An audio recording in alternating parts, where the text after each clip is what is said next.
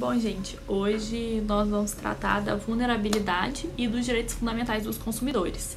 A questão central desse vídeo aqui é quem que faz jus ao direito do consumidor.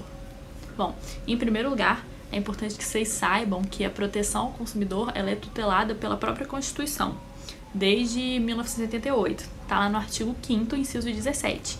É direito humano fundamental a defesa do consumidor. Isso aqui é, portanto, um princípio e um valor que condiciona a atividade econômica brasileira. Analisando as duas partes de uma relação de consumo, a gente consegue ver claramente a marca da desigualdade substancial entre o fornecedor e o consumidor.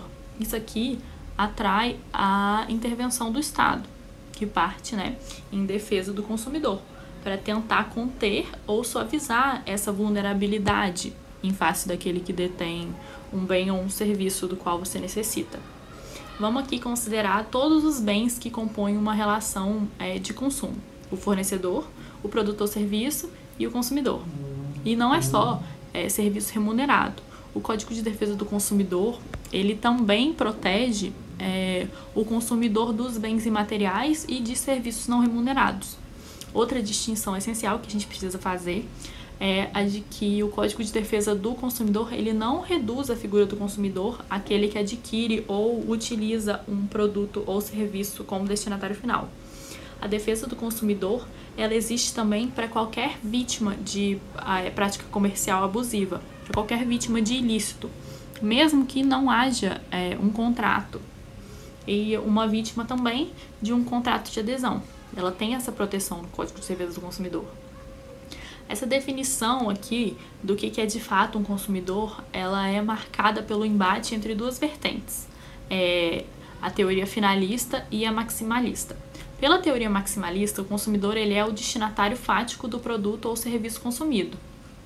Pela teoria finalista, o consumo precisa, além disso, de ter uma destinação econômica, ou seja, o bem ou atividade consumido precisa ter uma destinação econômica. Bom, gente, o STJ ele vem reformulando a orientação dele, inclinando para a aplicação da teoria finalista em um finalismo aprofundado. O que isso quer dizer? Que o importante é que você demonstre, no caso concreto, a sua vulnerabilidade técnica, jurídica ou econômica em face do fornecedor do serviço. Então, mesmo sendo uma pequena empresa ou um profissional liberal, você faz jus à proteção do Código de Defesa do Consumidor. Isso aqui é a figura do consumidor profissional. Bom, essa intervenção, gente, pelo Estado, ela vai ser delineada pela legislação especial. Aqui, o Código de Defesa do Consumidor, que tutela o consumidor como um sujeito de direitos especiais, ele é um sujeito merecedor de uma proteção especial.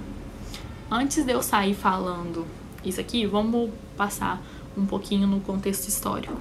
Ao longo do século XX, com o crescimento da produção em massa e a concentração de capital, se mostrou necessária uma reestruturação dos contratos, uma reestruturação da autonomia privada para garantir a função social e o equilíbrio contratual.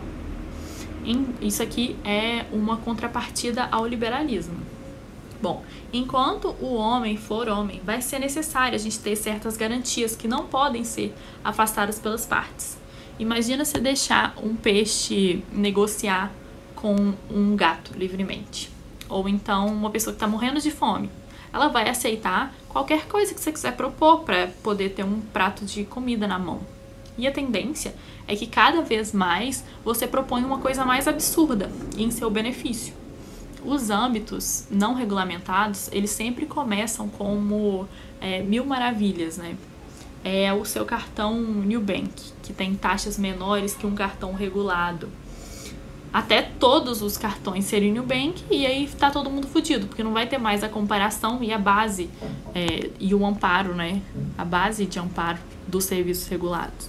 Meus queridos, a burocracia, ela custa, mas ela custa para poder te propiciar suas garantias quando você for precisar. Não caiam no conto de fadas do mercado.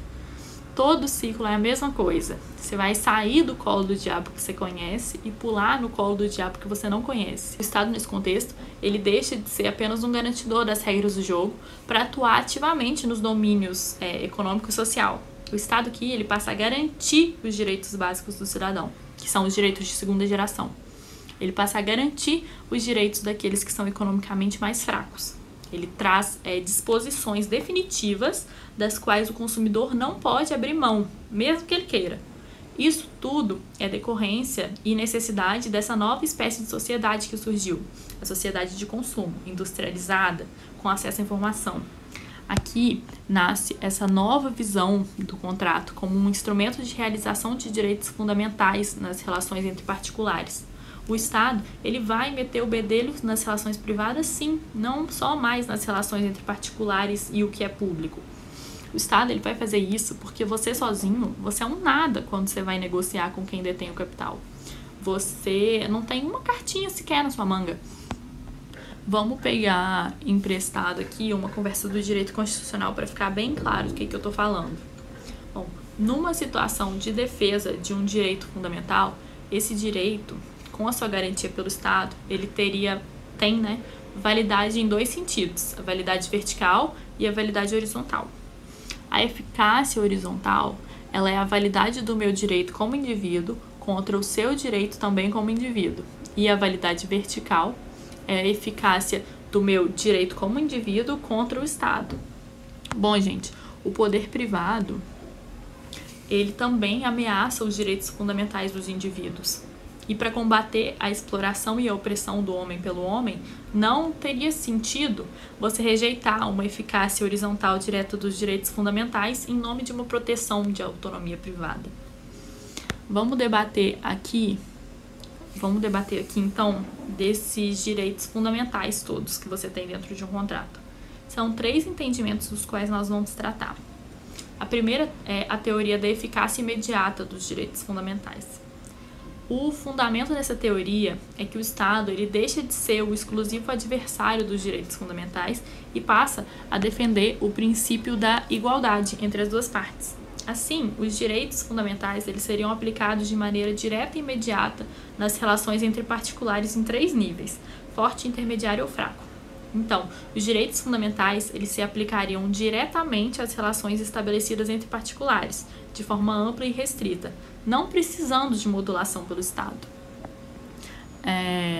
Aqui no Brasil, a gente faz uma análise caso a caso, sempre quando ocorre algum conflito entre os direitos fundamentais e o princípio da autonomia privada.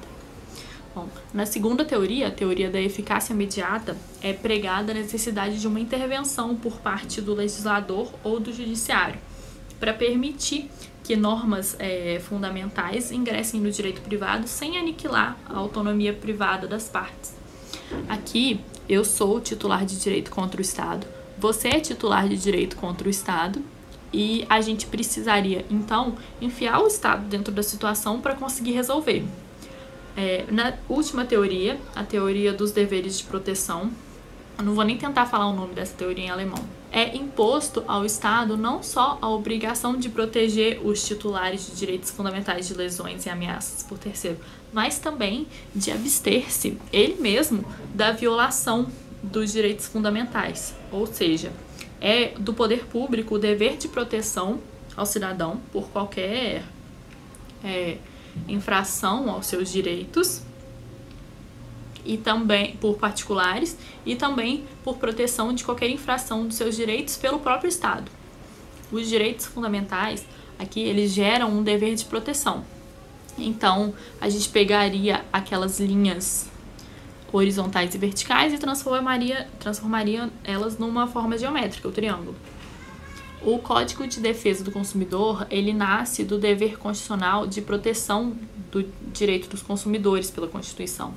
Então, ele nada mais é do que a concretização legislativa de um direito fundamental. Então, gente, proteger o CDC é proteger a Constituição.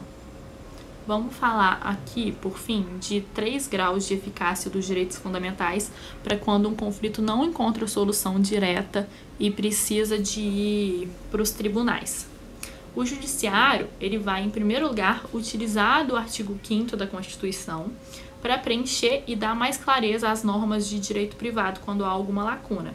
Ele vai idealizar um diálogo de fontes iluminado por todos os valores constitucionais. Em segundo lugar, o judiciário ele vai utilizar do direito fundamental à defesa do consumidor na concretização de cláusulas gerais e princípios do direito privado. E, em terceiro lugar, o judiciário ele vai identificar alguma lacuna de valores de proteção do direito privado e vai tratar delas. A aplicação, gente, da defesa do consumidor nas relações de consumo, ela é um mecanismo essencial para a correção das desigualdades. Ela é um instrumento e uma forma de possibilitar a tutela da parte mais vulnerável. E ela é uma decorrência dos próprios princípios da igualdade substancial, da dignidade da pessoa humana e do livre desenvolvimento da personalidade do indivíduo. Vamos